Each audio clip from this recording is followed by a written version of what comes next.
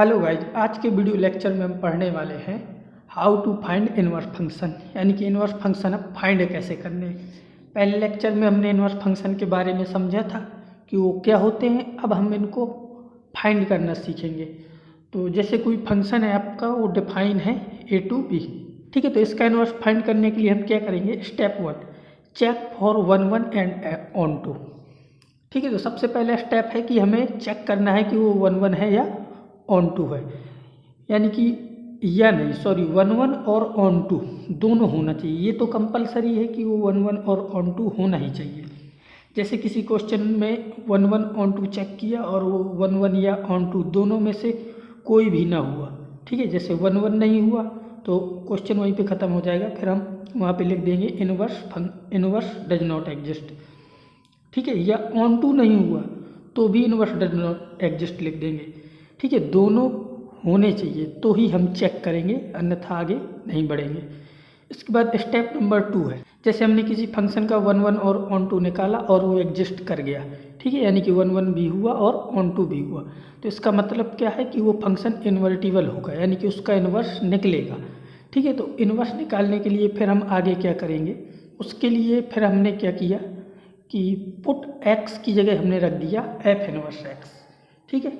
तो जब x की जगह f इनवर्स x रख देंगे तो LHS साइड में ऐसे फंक्शंस बन जाएंगे, जैसे f of f inverse x, तो उसको हम x के इक्वल, यानी कि f of f inverse x equal to होगा x, या f इनवर्स fx बराबर भी x होगा for all x belonging to उनकी जो डोमेन में, जैसे f इनवर्स x अंदर आ रहा है तो वो f इनवर्स x की डोमेन का x होगा, और यदि इसके अंदर fx आ रहा है तो ये जो x है वो fx की डोमेन से लिया जाएगा, ठीक है। साइड में इनको पहले समझ लेते हैं कि ये क्या है। तो इसके लिए आप ये देखो, जैसे आपके सामने दो सेट दिए हैं, जैसे हमने एक सेट A ले लिया, ठीक है, और एक दूसरा सेट B ले लिया, ठीक है। ये सेट A है और ये सेट B है। इनके बीच में फंक्शन डिफाइन है f, ठीक है। और सेट A के एलिमेंट हैं मान लो अल्फ़ा और बीटा, और B के हैं गामा और डेल्टा। अल्फ़ा का रिलेशन गामा से है और बीटा का डेल्टा से है। इसके बाद हम क्या करेंगे, जैसे हमने एक fx दिया है तो x की जगह हमने जैसे अल्फ़ा पुट किया, तो इस फंक्शन से x की जगह अल्फ़ा पुट करने पे क्या मिल रहा है, गामा। तो f इनवर्स क्या होता है कि जैसे हम f इनवर्स, ठीक है, उसमें यदि हम गामा पुट करें तो अल्फ़ा मिल जाना चाहिए, ठीक है। यही इनवर्स फंक्शन की डेफिनेशन होती है। इसके बाद जैसे हमारे सामने एक नया फंक्शन है hx, और hx बराबर दिया है मान लो आपको f of f inverse x, ठीक है। मतलब क्या है कि हमने x की जगह वैल्यू पुट करनी है, तो x की जगह वैल्यू पुट कैसे करेंगे, जैसे हमें ये पता है कि ये जो अपना फंक्शन था, इसको एक बार फिर से देखो, ये जो f इस प्रकार से a to b डिफाइन है, तो f इनवर्स ऐसे उल्टा डिफाइन होगा, इस साइड को ये क्या होगा आपका f इनवर्स इस साइड से आएगा। तो अब जैसे मुझे f इनवर्स लिखा है इसके अंदर, तो हम x की जगह क्या पुट कर रहे हैं, f इनवर्स की डोमेन में से लेंगे। तो f इनवर्स की डोमेन क्या है, गामा और डेल्टा, ये f इनवर्स की डोमेन है और ये f की डोमेन है अल्फा बीटा। तो f इनवर्स की डोमेन में से कौन सा एलिमेंट है, गामा और डेल्टा। तो यहाँ पे हम क्या पुट करेंगे, x की जगह मान लो जैसे मैंने रख दिया गामा, ठीक है। तो x बराबर हम जब गामा रखेंगे तो ये हो जाएगा h gamma equal to f of f inverse gamma, ठीक है। अब वापस जैसे f इनवर्स गामा वो क्या है, अल्फा, तो यहाँ पे f इनवर्स गामा की जगह क्या आ जाएगा, अल्फा, तो हो जाएगा f of alpha. f of alpha की वैल्यू ऊपर क्या है, गामा, तो f ऑफ अल्फा क्या आ जाएगा आपका, गामा। तो इसका मतलब कि जैसे h गामा हमने पुट किया था और हमें वापस मिला भी क्या, गामा, ठीक है। तो इसका मतलब है कि जो हम डोमेन में से लेते हैं वही वैल्यू हमें आउटपुट में भी मिल जाती है। तो इसका मतलब ये हुआ कि जब हमारा ऐसा लिखा होगा f of f inverse x, ठीक है, तो ये हमें क्या मिल जाएगा, जो इसकी डोमेन में होगा, जो एलिमेंट इसकी डोमेन में से लिया गया होगा, यानी कि वो x मिल जाएगा। तो वही हमने यहाँ पे ये लिखा हुआ है, ये जो आपको दिख रहा है f of f inverse x for all x belongs to domain of f inverse x, यानी कि जो उसकी हमने डोमेन से लिया था। ऐसे आप सेकंड भी चेक कर सकते हो। ये लिए जैसे हमने मान लो कि एक दूसरा फंक्शन ले लिया जैसे जी एक्स, ठीक है, जी एक्स इक्वल टू हमने ले लिया एफ इनवर्स, इस बार हमने एफ एक्स ले लिया इसके अंदर, ठीक है। तो जब हमने एफ एक्स लिया है तो इस बार इसकी डोमेन एफ की डोमेन क्या होगी, एल्फा और बीटा। तो एल्फा बीटा में से कुछ पुट करेंगे, तो जैसे हमने एक्स की जगह यहाँ पे पुट कर दिया मान लो एल्फा, ठीक है। तो ये हो जाएगा g of alpha is equal to f inverse, और यहाँ पे क्या आ जाएगा एफ एल्फा, ठीक है। तो अब यहाँ से आपको ये दिख रहा हो कि एफ इनवर्स और एफ एल्फा की वैल्यू क्या है, तो एफ एल्फा क्या है, गामा, तो ये आ गया एफ गामा, और एफ इनवर्स गामा क्या है, वो है एल्फा के बराबर, ठीक है। तो इसका मतलब क्या हुआ कि जो वैल्यू हमने पुट की थी डोमेन में से एल्फा, ठीक है, एल्फा ही हमने पुट की थी और वो एल्फा के ही बराबर आ गया। इसका मतलब क्या हुआ कि एफ इनवर्स एफ एक्स, जैसे ये लिखा है एफ इनवर्स एफ एक्स, ये किसके बराबर आएगा, आपका एक्स के बराबर। तो वही लिखा हुआ है यहाँ पे स्टेप नंबर 3 में, ठीक है। तो ये आपका यहाँ से स्टेप 3 कंप्लीट हुआ। इसके बाद स्टेप नंबर 4 है।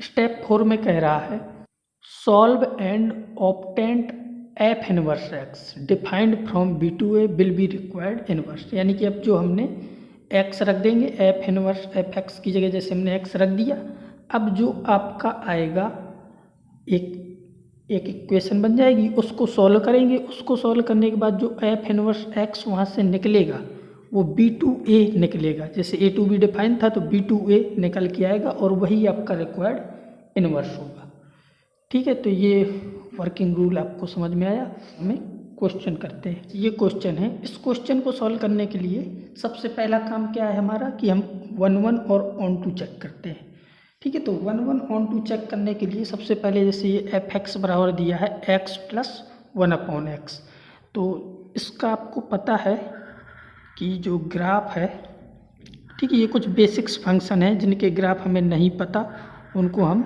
रट लेंगे, ठीक है, क्योंकि ये ग्राफ काफ़ी जगह से यूज होने वाले हैं। तो इसका ग्राफ तो आपको रटा होना चाहिए। तो जैसे मैंने इसका ग्राफ ड्रा कर दिया, इसका ग्राफ कुछ इस प्रकार से बनता है। यहाँ पे ये वैल्यू होगी 1 और यहाँ पे ये वैल्यू होगी, ये यहाँ पे आपका होगा 2, ठीक है। ऐसे यहाँ पे ये आएगा मान लो कि -1 और यहाँ पे होगा ये -2, ठीक है। तो ये ऐसे नीचे भी ऐसे बन जाएगा, ठीक है। इस प्रकार का ये कर्व बनता है, ठीक है, x प्लस 1/x का, ठीक है। और ये आपकी -1 होगी वैल्यू, और ये थोड़ी ऐसे, ठीक है, ये -2 है। तो ये जो कर्व है इससे हम चेक करेंगे कि ये 1 है या ऑन टू। तो जो इसकी डोमेन है उसको चेक करो। डोमेन क्या दी है, 0 to 1 ही दी है। 0 to 1 डोमेन का मतलब है कि जो अपना कर्व है वो हमें पूरा नहीं चाहिए, हमें कर्व केवल इतना चाहिए। तो इसके डोमेन के अकॉर्डिंग जो इसका फाइनल ग्राफ बनेगा वो कुछ इस प्रकार से बन जाएगा, यानी कि ये आपका वाई अक्ष है और ये एक्स है, ठीक है। ग्राफ केवल हमें इतना चाहिए, यानी कि यहाँ तक, ठीक है, ये ऐसे था और ये पॉइंट आपका क्या था 1, ठीक है, यानी कि ये पॉइंट आपका हो जाएगा 1 और ये पॉइंट हो जाएगा आपका 2, ठीक है। तो हमें केवल इतना ग्राफ चाहिए, ठीक है। बाकी ग्राफ हम हटा देंगे क्योंकि हमारी डोमेन में इतना ही है 0 to 1, तो 0 आपका ये है और 1 ये है, तो इसके बीच में जो ग्राफ आएगा वही हम अपने आंसर में लिखेंगे। तो इतना ग्राफ वैलिड है। अब इस ग्राफ के अकॉर्डिंग आपको ये दिख रहा होगा ये आपका 1 है। तो 1 क्या होता है कि जैसे हम एक्स अक्ष पे एक हॉरिजॉन्टल लाइन जैसे हम ऐसे ड्रा करें तो वो ग्राफ को केवल एक जगह कट करनी चाहिए, तो एक जगह ही कट करेगी, तो ये 1 हो गया। और सेकंड चीज़ क्या है कि इसकी इसकी जो कोडोमेन है वो रेंज के बराबर होनी चाहिए, तो ये आपका ऑन टू भी हो जाएगा। तो यदि आप इस ग्राफ के अकॉर्डिंग इसकी रेंज लिखना चाहो तो रेंज आपको दिख रही है, यहाँ से शुरू होकर ये ऊपर ऐसे जा रहा है, तो जो रेंज हो जाएगी इसकी रेंज ऑफ द फंक्शन क्या हो जाएगी, क्लोज इंटरवल 2 to ∞, ठीक है।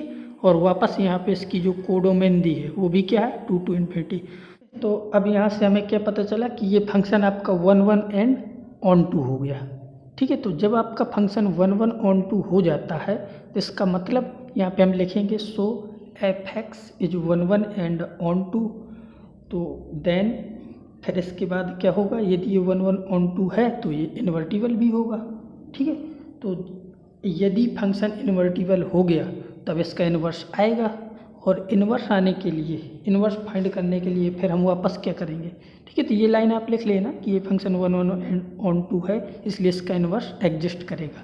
अब इन्वर्स एग्जिस्ट करेगा तो फिर अपना वापस फंक्शन क्या था, एफ एक्स बराबर था हमारे पास एक्स प्लस 1/x। ठीक है, तो जो हमने रूल लिखाए थे उसमें हम सबसे पहले क्या करते हैं, जब हमें ये पता चल जाता है कि ये इन्वर्स है तो फिर हम यहाँ x की जगह पुट कर देते हैं, x इक्वल टू हम क्या पुट करेंगे, एफ इन्वर्स x। ठीक है, यहाँ पे हम लिख रहे हैं put x equal to f inverse x।